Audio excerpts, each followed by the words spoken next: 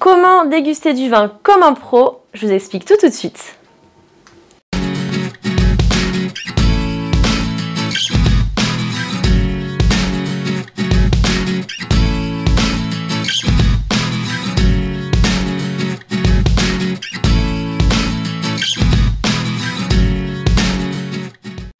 Alors, donc la dégustation se répartit en plusieurs étapes, en 3 étapes plus précisément. On va avoir une partie visuelle, une partie olfactive, donc le nez du vin, et une partie gustative, donc le goût du vin. La partie visuelle est très importante. Elle nous permet de déterminer globalement quel type de vin on a en face de soi. Elle nous permet d'identifier les éventuels défauts. Est-ce que le vin est plutôt clair ou trouble? Est-ce qu'il y a des dépôts à l'intérieur? Il nous permet également de définir l'âge du vin. Est-ce qu'on est plutôt sur un vin évolué ou plutôt un vin jeune? Et elle nous indique également si le vin vient de la partie nord ou si on est plutôt sur un vin de la partie sud. Pour la couleur, par exemple sur les vins blancs, plus la couleur sera or blanc avec des reflets verts, plus on sera sur un vin jeune. À l'inverse, un vin un peu plus doré avec des reflets tuilés orangés, plus il sera évolué. Sur les vins rouges, plus la robe sera violacée avec donc des reflets violets, plus on sera sur un vin jeune. Au contraire, plus les reflets seront rouge foncé, tuilé, orangé, plus on sera là sur un vin un peu plus évolué.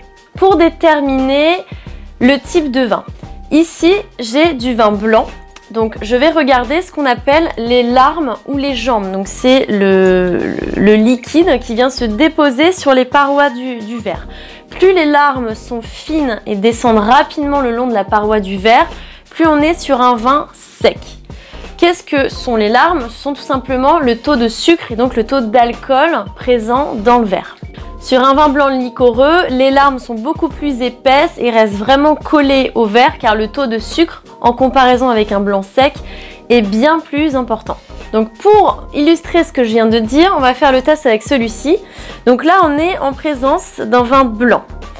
La robe est de couleur dorée, elle est assez pâle et si je regarde bien les reflets, alors là je peux pas vous le faire avec une feuille parce que j'ai pas de feuille blanche avec moi, mais normalement pour vérifier les reflets du vin, on pose une feuille blanche comme ceci en dessous du verre et on va pouvoir vraiment bien identifier le reflet. Donc là je l'ai identifié au préalable, donc là on est sur un reflet assez verdâtre. Donc qu'est-ce que ça m'indique? Qu'on est sur un vin jeune et qu'on est sur un vin probablement de la partie nord. Un autre élément qui peut nous indiquer quel type de vin on a en face de soi, c'est le disque. Alors le disque, c'est ce que vous voyez ici, donc c'est cette petite épaisseur de liquide. Donc plus le disque va être épais, plus on va être sur un vin qui a une présence en alcool importante et donc en sucre. Pour les vins rouges, c'est pareil, plus le disque est épais, plus on sera sur un vin avec beaucoup de tanins.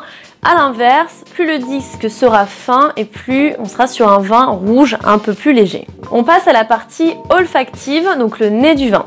Cette partie est également importante car elle nous permet vraiment de définir si le vin a des défauts, est-ce qu'il est fermé, est-ce qu'il sent le renfermé, est-ce qu'il sent le bouchon.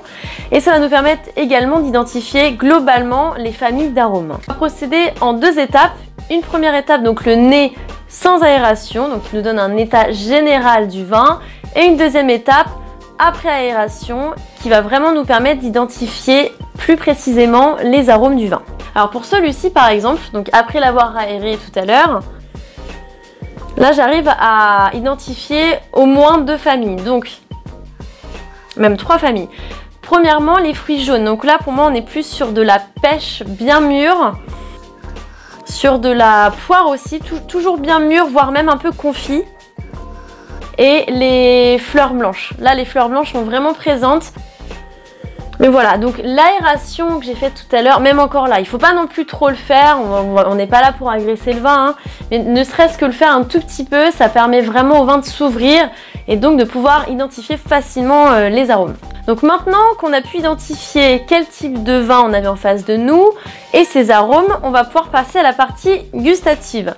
Donc la partie gustative, là encore, on va le faire sur plusieurs étapes. La première gorgée, il ne faut pas vraiment la prendre en compte parce que le palais n'est pas encore tout à fait à l'aise. Il suffit qu'on ait mangé des aliments assez gras, assez lourds et ça peut plomber le palais facilement. Donc il faut vraiment y revenir plusieurs fois. étape par étape en petites gorgées. Donc pour celui-ci par exemple, je vais prendre donc comme je vous expliquais une petite gorgée.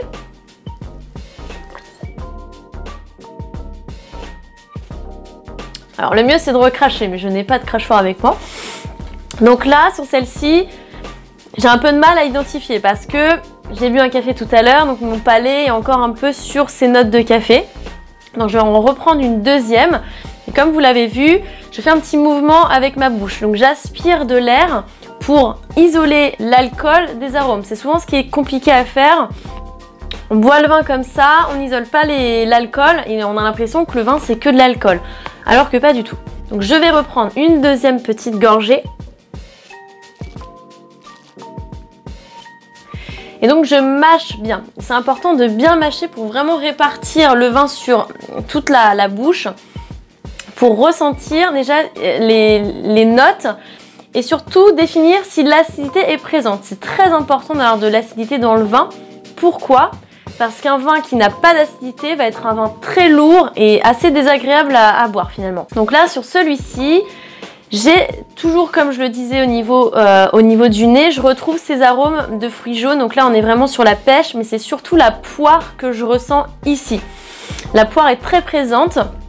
Et j'ai ce qu'on appelle une belle acidité. Alors l'acidité, c'est ce que je vous expliquais, c'est la fraîcheur, il en faut. Ici, elle est présente et je le sens comment ?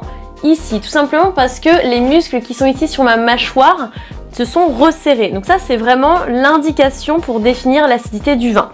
Si elle est trop importante, ça va être désagréable, ça va vraiment venir resserrer trop la mâchoire, donc ça va pas être agréable.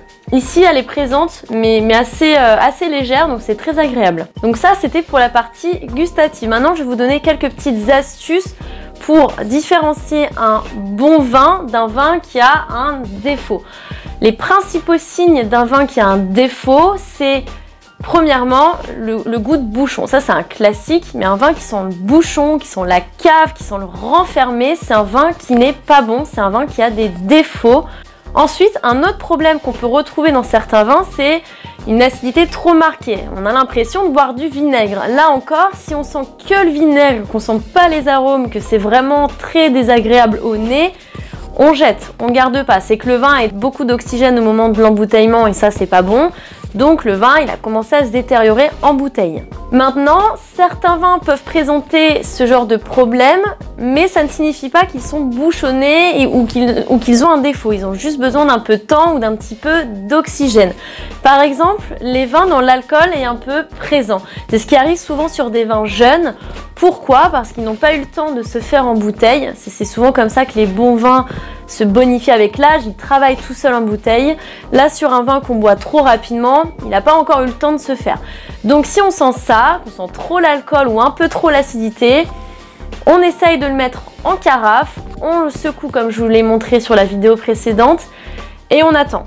On attend, il n'y a pas d'autre choix parce que le boire trop tôt, ça va rien donner, ça sera pas agréable et le jeter, ce serait du gâchis. Donc on carafe et on attend. Si effectivement au bout d'une heure ou deux on voit que c'est toujours marqué, c'est qu'effectivement on n'est peut-être pas sur un vin très qualitatif. Mais un vin comme ça ne veut pas forcément dire qu'il est mauvais, c'est peut-être juste un vin que vous n'appréciez pas. Voilà pour cette vidéo, j'espère qu'elle vous aura été utile. N'hésitez pas à me suivre sur les réseaux sociaux et sur mon site. Et je vous dis à bientôt!